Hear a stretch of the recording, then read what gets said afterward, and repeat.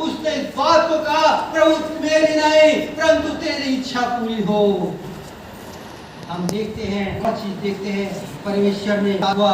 दूसरी चीज हम देखते हैं परीक्षा के दौरान उसने क्या किया, अपने शरीर को पूरी तरह समर्पण कर दिया।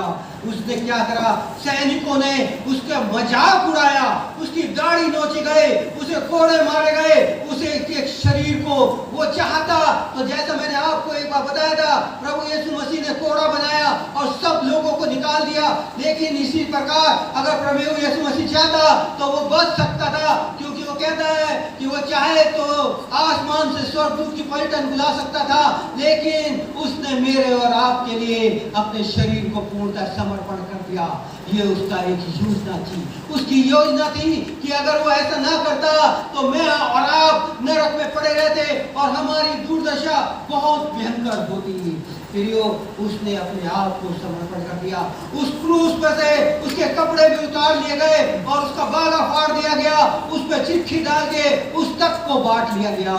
लेकिन हमारा प्रभु मेरे और आपके लिए अपने हाथ फैलाए कहता है, हे पिता इन्हें क्षमा कर, हे पिता इन्हें क्षमा कर। और हम तीसरी बात एक और देखेंगे कि क्रूस पर उसकी आत्मा का पूर्ण समर्पण था।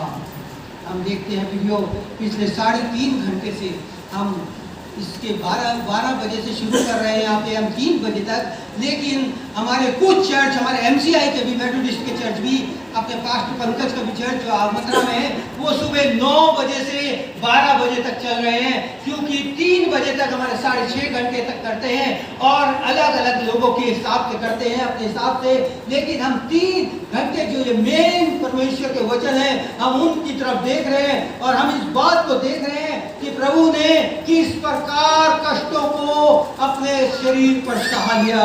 उसने अपनी आत्मा को पूर्ण रूप से कष्ट उठाने के लिए दे दिया और पिता से बिछड़ने की उसकी आत्मा पूरी टूट चुकी थी। वो घायल आत्मा को अपने पिता के हवाले करता है। फिर वो अपने पिता के हाथ में कहता है, हे पिता मैं अपनी आत्मा तेरे हाथ में देता हूँ, हे पिता मैं तेरी अपनी आत्मा तेरे हाथ में सौंपता हूँ। फिर जैसे भाई साहब ने सबसे शुरू में कहा था, ये घटना इस संसार की एक बहुत बड़ी घटना है। सचमुच में प्रियो, ये पूरी जातियों के लिए, पूरे समाज के लिए, पूरे धर्म के लिए, हर एक के लिए बहुत बड़ी ऐतिहासिक घटना है। ऐतिहासिक नहीं बल्कि एक सच्चाई भरी घटना है। और इस घटना के द्वारा हमें इस बात का पता लगता है कि परमेश्वर हमारा सच्चा है। उसने जो कुछ कहा उसने पूरा हुआ। हम भरते हैं भजन संहिता 22:18 में और भजन 31:5 में दाऊद ने इस बात की घोषणा करी थी कि हे मेरे पिता, क्या लिखा है, मैं अपनी आत्मा तेरे हाथ में सौंपता हूँ, है ना। हमें पता है प्रभु के आत्मा के द्वारा दाऊद ने इन वचनों को पहले ही पूरा कर दिया था। उसने पहले ही इन वचनों को पूरा लिखवा दिया गया था, है ना। और प्रभु ने उस सबको, भविष्यवाणियों को पूरा करा।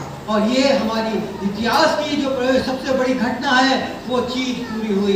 जो पवित्र ग्रंथ दिया गया है मुझे और आपको, उसमें ये घटनाएं पूरी हो रही हैं। और आज प्रभु ने एक बहुत बड़ा रास्ता मार्ग खोल दिया मेरे और आपके लिए, जो इस संसार में कोई नहीं खोल सकता। बाइबल में आखिर में हम जाते हैं, हम उस निष्कर्ष पे पहुंच रहे हैं जो प्रभु ने कहा है, जब तक यह सारा पूरा नहीं हो जाता तब तक उन्होंने प्रभु यीशु मसीह ने क्या करा, हार नहीं मानी। और क्योंकि उसने हमेशा आपके और मेरे बारे में सोचा, क्योंकि उसने हमेशा आपकी और मेरी तस्वीर उसके चित्र हथेली पर खुदा हुआ है, वो मुझसे और आपसे प्रेम करता है। उसने मेरे लिए और आपके लिए अपने प्राण दे दिए हैं। आखिर एक बात और कहूँगा मैं, क्योंकि प्रभु हमारा झूला है और हम उसकी झूलन है, हम उसकी कलीसिया है।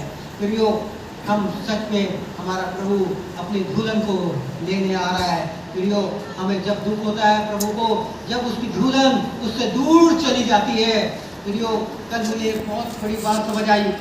सच में कल नवीन भाई ने, जब उनकी वाइफ कहीं चली गई तो वो पूछने लगे, भाई साहब कहाँ गई? भाई साहब भी हंसने लगे। ये सच बात है। हमारा प्रभु का हृदय इससे भी बड़ा विचार है। हम उसकी धूलन है। जब हम पाप कर देते हैं तो प्रभु को कितना दुख होता होगा। और हम देखते हैं कि प्रभु अपनी धूलन से प्रेम करता है, इसलिए वो चाहता है कि उसके बच्चे निर्दोष हो जाएं और उसके समीप आ जाए। परमेश्वर करे कि आप सबको आशीष दे और आप अपने प्रभु ने जो आपके देख लिया है, उसने अपनी आत्मा परमेश्वर के हाथ में सौंप दी, मेरे लिए और आपके लिए। प्रभु करे आप सब इन वचनों के द्वारा आशीष पाएं और प्रभु से इस बात को हमेशा दिल में बिठा सके, आपके हृदय में ये वचन काम कर सके कि हमारा प्रभु क्षमा करने वाला है और हमारा प्रभु फिर से हमें लेने वाला है।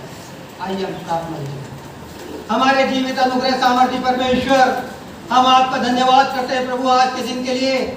प्रभु जो आपने हमारे लिए अपनी जान दे दी ताकि प्रभु हम लोग बचाए जाए, हम आपके आभारी हैं पिता। प्रभु मैं तेरा धन्यवाद करता हूँ हमारी बहनों के लिए जो प्रभु इस चर्च